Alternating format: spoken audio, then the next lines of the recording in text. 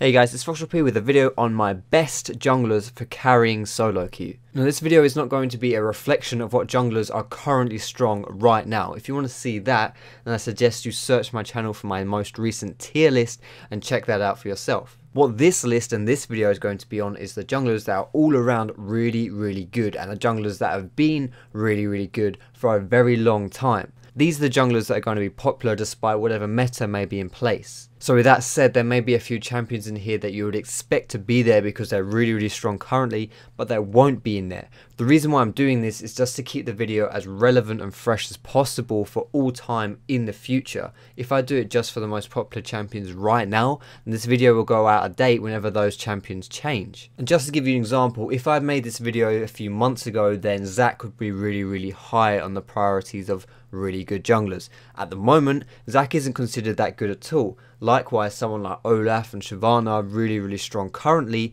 but if I'd made this video a little while in the past, they wouldn't be on here. So like I said, these champions are the junglers that have stood the test of time, that are really good and are always good. If you want to see these champions in action, then check out the links in the description where I will be linking to some of the commentaries that I've done on these particular champions. Now these aren't the only junglers that can carry in solo queue, so if you find someone isn't on this list and you really enjoy them and you do well with them, that's good for you. I mean, you can play whatever you want and you can carry in solo queue. In my opinion, these junglers, the list I'm about to give you, are just the best at doing that. So the fifth spot on this list, I've stuck Vi. Now Vi is extremely versatile as a champion. She can be full tank, she can be a full assassin, or she can be somewhere in between. She's good at all stages of the game, she's got really good clear speeds and very good ganks, especially creative ganks. She's very good at dueling and she takes away Dragon extremely quickly because of her W having percentage health damage. She can also dive in on team fights and isolate enemy carries and take them down very quickly,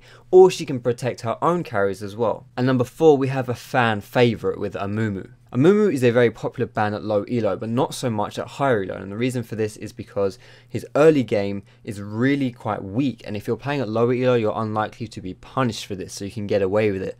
But when you're playing at higher elo, the enemy junglers will recognise that Amumu is not so strong, he can't stand on his own two legs too well, especially compared to some other junglers, so they'll be breathing down your neck and make your life extremely hard. There are some other reasons as well, but in my opinion, that's the biggest one. But still, he's a good champion to play even at these higher reloads. Some reasons for that is because he has very simple yet very effective ganks. He's got pretty decent clearing, but most importantly, he has amazing team fights with his ultimate and his engage. Amumu can completely win teamfights on his own and turn games on their head. For this reason, it's actually kind of hard to keep Amumu out of the game because he's always going to be useful no matter how far behind he gets. And this is quite a nifty trait to be having when you're playing solo queue, because if you do find yourself falling behind because you're helping your team too much, it's not really going too well, you don't want to become useless yourself. With Amumu, if you do fall behind, you'll still be useful, but if you do get ahead as well, you can absolutely dominate games and carry them because Amumu becomes extremely tanky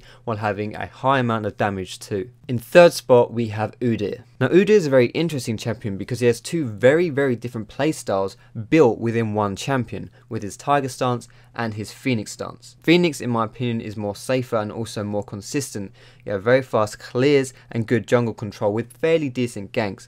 However, Tiger has slower clears but much higher damage threat early, especially in duels. Tiger also has some crazy damage when combined with early aggro builds, for example, getting some early Doran's Blades. He's not great in teamfights and has a lot less utility compared to some of his other junglers and is easily kited against some team comps, but he's always a solid pain in the ass for whoever he's mauling against. He's also very good at snowballing, so if he gets ahead then he can really close the game down by himself. And last but not least, Udyr is also an extremely slippery champion. You can get away with being very ballsy on him and making a lot of plays because chances of you getting caught and dying are very slim. He's extremely tanky and he's extremely fast as well. And in second place, we have Nocturne. Nocturne is a solid all-round jungler and one of the few jungle champions that actually get stronger as the game goes on. He clears very quickly and is one of the best level 3 duelists.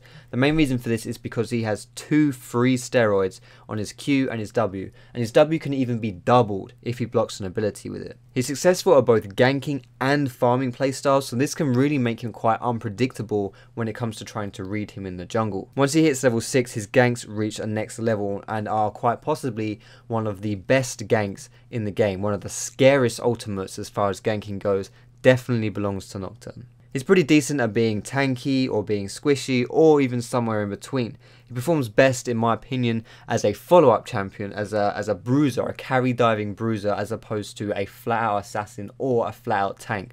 But like I say, he's versatile, he can adapt to these situations and he does them fairly well. And in the first spot, so the king of solo queue jungling in my opinion is Lee Sin. Lee Sin is the most versatile jungler around, and if you've been paying attention to the positions of the other junglers in this list, you'll see that I rate versatility quite highly, and it's very important in solo queue that you can adapt your team, especially if you just want to be playing one champion and focusing on that champion to be gaining you elo.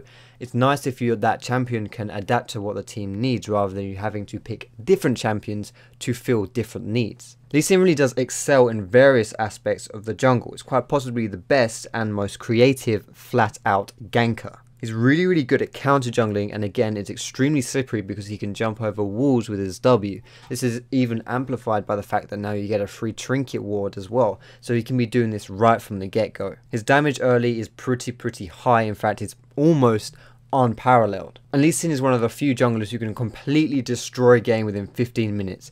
Based off of just what he does and the actions he makes in a game, the game can be over before it even begins. He's good as both a damage dealer and also a tank, however the latter of those two, being a tank, is more easy and also reliable to play. Being a damage dealer can be more risky, and if you get caught or something doesn't go too well in teamfights, then you can be fairly useless. In teamfights, he fulfills any and all roles. He can be both aggressive and protective with his ult, and he can displace enemies or save allies. His damage does fall off late game, and Lee does require a fair amount of practice to master and be effective with, so these are kind of the downsides to playing him.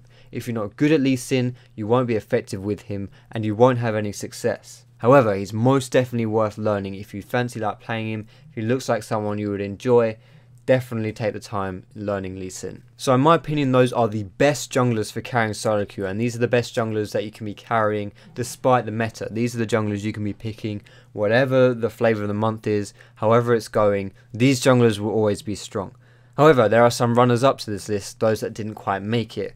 In my opinion, Nasus, Rammus, Volibear and Jarvan are all very good junglers, very similar to these other 5 that I've been listing, just not quite as good. All these junglers are reliable junglers, they're tanky, they're simple to play and decent throughout most stages of the game and have very little downsides to them. But apart from that, that does it for this video. If you enjoyed it, feel free to give it a thumbs up, and you can subscribe to my channel. You can check me out on my Twitter, on my Facebook, on my Nook. You can catch me streaming on Twitch as well. And like I was saying before, if you want to see any of these champions in action, then check out the description for any links to commentaries of games that I've done. But thanks very much for watching, guys, and I will see you in my next video.